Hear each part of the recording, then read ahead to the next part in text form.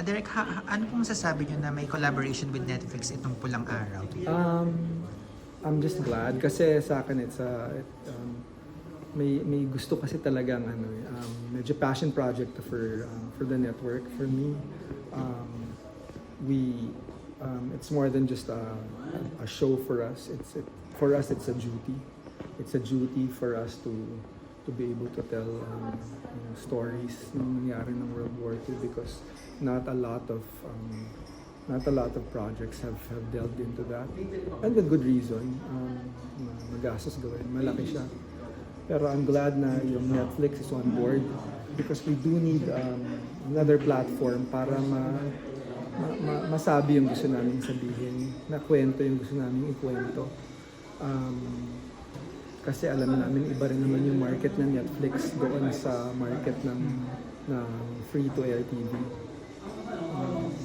So, nakakilig. Pero sa akin kasi wala nang in making this project, there's not a lot of parang yung joy. No, it's a very emotional project for me and for us all. And we're so passionate with it. I think kapag kung napanood yung, makikita niyo yung performances rin nila, medyo iba rin, medyo inspired. Parang more inspired than ever. And I would like to think that it's because of that. Kaya ayun, so I'm just glad na mas malaki yung magiging reach at mas maraming makakapanood. Kasi palagi kong mahalaga siya ngayon. Relevant po talaga. And first sa GMA partnership. How is it working naman po with our prime actors and actors? Sanya, David, Alvin, and Yung tatlo kasi, Barbie. nakatrabaho ko na yun si David, si Alden, si San, si Barbie of course. Pero hindi ko pa nakatrabaho ng full length si Sanya. So that was exciting. What a joy to work with. She is so, ang gaang katrabaho. Tapos ang galing rin. Tapos yung parang hindi mo kailangan, hindi ka na pahihirapan. Alam ko na gagawin ko direct, gagawin ko na lang gano'n. Tapos walang reklamo, gano'n. Such a pro. Baka ikaw pa yung magsabing hindi, wag masyadong pahirapan sarili mo. I could get you a double or you don't have to do this so and so, minsan there's a physicality involved. Pero siya hindi, game lang siya. Si Alden, tagal ko nang nakakatrabaho si Alden, pero wow, I know it sounds cliche pero ito totoo, ibang-iba yung Alden nakita ko ngayon dito. Kasi pinag-aralan rin namin yung mukha niya. Bakit ang bait-bait masyado yung mukha niya? He doesn't, parang hindi dumaan sa hirap. So pinag-aralan pa namin yung paano niya gagawin. Yung mukha siyang hirap. Kasi yung latag lang ng mukha niya, ganun talaga eh. So meron kaming ginagawang technique pa ngayon na huli rin niya eh. Nahula rin niya parang wow. Actually nagkaroon ng angas lalo. Ang galing nga direct nakita namin. Few lang yun pero wow. Solid, no? Tapos si David, I was surprised by David, to be honest. Because I've already worked with David. Lalo na nung Mulawin versus Ravenna when he was just starting out. At yung second installment na Mulawin, hindi yung unang Mulawin ito, no? Yung parang kakapanalo lang yata ng Mr. Chinatown or something. Ngayon, artista na talaga siya. He's an actor, he's a consummate professional. Like every time pagkatapos ng lahat ng sisya, pag-pack up na siya, lalapit pa siya sa akin, he will ask for an honest assessment on how he could get better. Palagay ko, yeah, of course, siya rin nagdesisyon, no, na parang yayakapin ko tong pag-artista talaga. Tsaka huhulihin ko yung proseso ng ibang mga tao na I'll see how it applies to me. Pero at the same time, I think na yung ensemble performance kind of buoyed his emotions and made him understand better the gravity of what we're trying to do here. And then made him realize na wow, this is a real craft that we're trying to do here. Na I could perhaps be better at it. And I could work on it even a little more. And then you will see it in the results, I promise. Yes, If you're a David fan, you will be surprised. Kita namin yung growth. Direct may pressure ba? Sa kabila. Pressure sa like from the network, ganyan. Sorry, sa ratings. Ratings, Hindi yung ko kasi katapat niyo iniisip po. yun. I try not to look at it that way. Not because I feel like it's going to throw me off. Maybe it would, kung ganun. Pero I kind of just stick to the story. If I'm able to tell the story, then I think I'm doing my job. If I tell my story well, then I'm doing my job well. Medyo ganun lang. Nandun lang ako. Para hindi masyadong reactive, especially for a project like this, kasi I can't just be too overreactive when what we're really primarily trying to do is to tell parang it's really kasi a collection of many true stories and true anecdotes. So kung masyadong magiging conscious doon, baka hindi ko makwento ng tama eh. So doon na lang ako sa pagkakwento ng tama because ano ko yun eh, utang na loob ko yun sa mga nauna sa atin eh. That's really, honestly how I feel about the project. I feel very emotional about it. So, sabi ko nga, at a certain point, sabi ko nga, parang I feel like maybe I shouldn't even put my name on this thing. Because I don't want any recognition for this. Because the recognition really is for the ones who lived through that hellish era of our history. At yun ang dapat siguro mas binibida. Pero direct kita naman ng kahit akong ganda yung reception ng mga tao while watching the episode 1, iba talaga. Thank you. Wow, worth it talaga. How was it po yung ganun yung reaction? I'm glad na may nakita nga ako may mga ibang naiyak rin. Ganon. Si Nerian, Galing ni Ria. Siyempre ako mag-spoiler.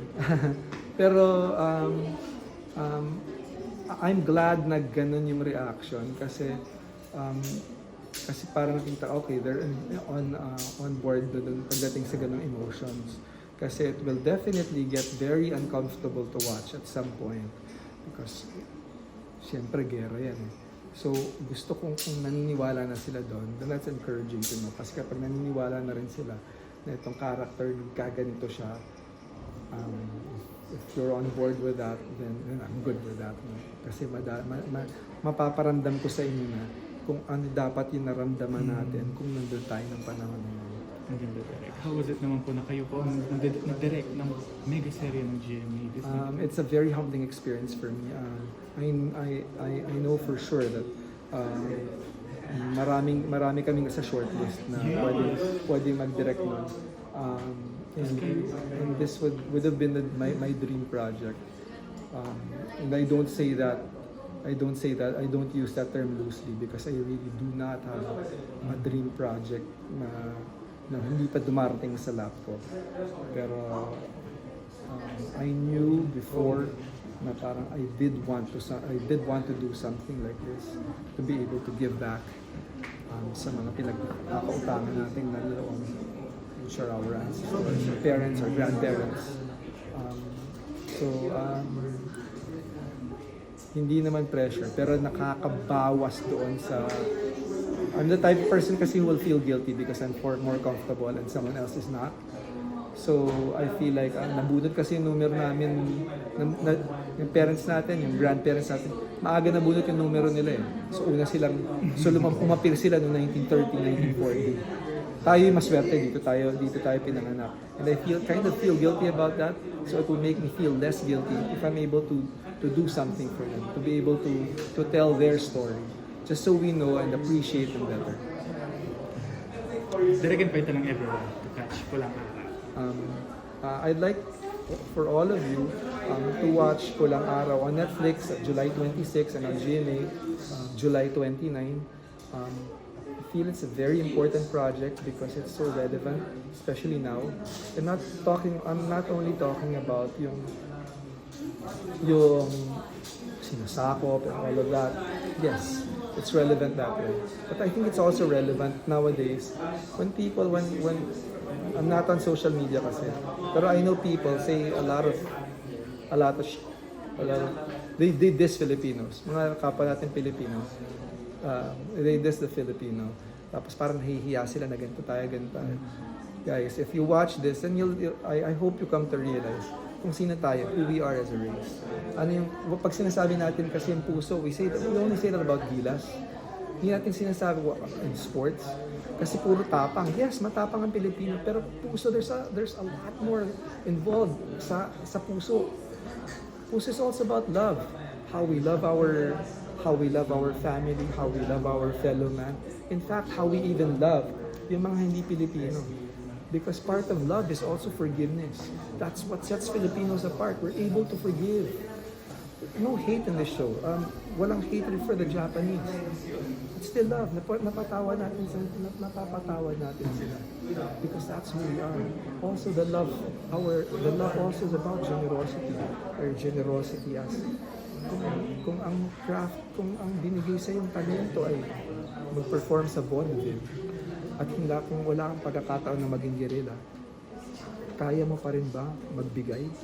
And that's yun ang ginagawa nila noong panahon ng gera. Magpe-perform sila to uplift spirits. Magpe-perform sila sa vaudeville to send out a message na parang of kind of rebellion, na ilinaw sa kanila na okay na ganito, hindi tayo dapat nagpapaape sa mga Hapon ng panahon na yun. So kahit ano yung meron ng Pilipino, ibibigay niya. Kasi di ba yung sasabi sa amin foreigners, oy, kain ka, kung ano man yung meron tayo, inaabot natin bilang pagkain. Noon, kung ako artist, ito ang ibibigay ko. This is what I have This is what I know. This is my craft. The same way nowadays, ito yung ginagawa namin. As in television, sorry, baka hindi nyo kami padadala dun sa sa West Philippine Sea. Pero we'll do what we can using this show kasi that is what we know. So, sa ganitong paraan lang baka makatulong kami.